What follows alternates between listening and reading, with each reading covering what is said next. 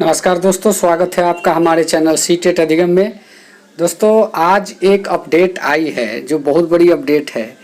इस टॉपिक पे मैं इससे पहले भी प्रकाश डाल चुका था कि इस तरीके से एक पॉइंट बनता भी है और वही सेम चीज़ जो एक नया एफआईआर किया गया है, केस दर्ज किया गया है माननीय श्री वाई.बी. गिरी के द्वारा, उस केस में भी इसी चीज़ को प्लेस बनाया गया है। तो कहने का मतलब है कि इस चीज़ पे फोकस मैं किया भी था और अब एक और केस होना ये सीटेट दिसंबर के लिए बहुत ही सकारात्मक चीज़ हुई है। तो चलिए आज इस वीडियो में डिटेल जानते हैं कि आखिर वो केस किस संबंध में हुआ है और कहने का मतलब ये है कि इसको किस तरह से आधार बनाया गया है। ये सारी चीज़ें इस वीडियो में जानेंगे। तो वीडियो की शुरुआत करने से पहले दोस्तों प्लीज़ आप हमारे चैनल पे नए हैं तो प्लीज़ हमारे चैनल को सब्सक्राइब करें, क्योंकि ये चैनल आपके एक शिक्षक साथी का चैनल है। तो चलिए दोस्तों वीडियो की शुरुआत करते हैं। तो सबसे पहले जान लेते हैं कि वो केस माननीय श्री वाई.बी. गिरी के द्वारा किया गया है और दो केस जो और ऑलरेडी है वो माननीय श्री नीरज कुमार जी जो हैं हमारे शिक्षा सुधार वाले, उनके तरफ से भी किया गया है। और ये सारे ही बिहार के सीटेट दिसंबर जितने भी अभ्यर्थी पास है सबके हित में लड़ाई है। तो कहने का मतलब ये है कि जो अभी केस हुआ है उस केस के संबंध में मैं बताना चाहूँगा कि एक चीज़ को बनाया गया है कि मान लीजिए कि आप किसी के लिए नियम में संशोधन करते हैं, फिर से कुछ नया रूल रेगुलेशन नियम बनाते हैं आप बहाली प्रक्रिया के लिए, तो उसको भी मौका दीजिए। और जिसको आप कह रहे हैं कि मौका नहीं देना है यानी कि सीटेट दिसंबर को, तो सीटेट दिसंबर को भी मौका दीजिए, क्योंकि एक स्पेशली एक के लिए आप नियम बनाइएगा फिर एक को कोर्ट में दोहराइएगा कि बहाली आप ही लोग के द्वारा, किसी के केस के द्वारा आप ही लोग में से कोई केस कर दिया तो बहाली स्थगित है। तो ये सारी चीज़ें हैं और इस तरह की बात भी करने से पहले कम से कम ये ध्यान रखना चाहिए कि इसमें कुछ हो सकता है क्या। तो अगर जगह बन रहा है तो आपने जगह बनाने का, केस करने का मौका दिया, इसके पीछे आपका क्या स्वार्थ रहा इस चीज़ को हम लोग भी नहीं जानते हैं।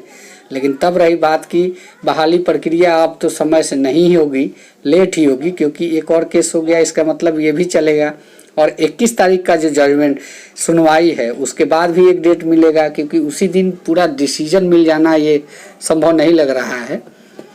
अब आगे कोर्ट की मर्जी अगर कर दे तो हमारे लिए भी अच्छी बात है, नियोजन प्रक्रिया जो है समय से समाप्त हो जाएगी, लेकिन ऐसा लग नहीं रहा है। उसका रीज़न ये भी है कि अब एक और केस हो गया। और दूसरी बात, जो प्लेस सीटेट दिसंबर के लिए बन रहा है, जो मौका बन रहा है वो इसी आधार पे ही बन रहा है। नियम में कुछ संशोधन नहीं किया जा सकता, लेकिन अगर अभ्यर्थी कोर्ट से आए अपना डिसीजन लेके तो उसके लिए नियम संशोधन हुआ तो उस समय और भी कैंडिडेट जो थे उनको लेना चाहिए था। इससे क्या होता कि दोनों पक्ष जो है वो दोनों में किसी तरीका का भेदभाव नहीं होता और ये बहाली सही समय पे हो गई रहती। आज तक लोग स्कूल में होते हो सकता था कि इलेक्शन ड्यूटी के लिए कितनों को ट्रेनिंग दिया जाता, चाहे जो भी काम होंगी वो करना पड़ता हमारी शासन व्यवस्था की, लेकिन ऐसा कुछ हुआ नहीं। और रही बात, एक चीज़ और मेरे दिमाग में घूमता है कि एक भेदभाव पैदा कर दिया गया। अभ्यर्थी को कोर्ट में भेजना, न्यायालय में भेजना, ये सबसे बड़ी बात यहाँ पे ये उत्पन्न हो जाती है कि आप रेगुलर हैं, आप डिस्टेंस मोड हैं, आप 2 वर्षीय डिप्लोमा किए हैं, आप 18 महीने किए हैं, आप जुलाई वाले हैं तो आप दिसंबर वाले हैं।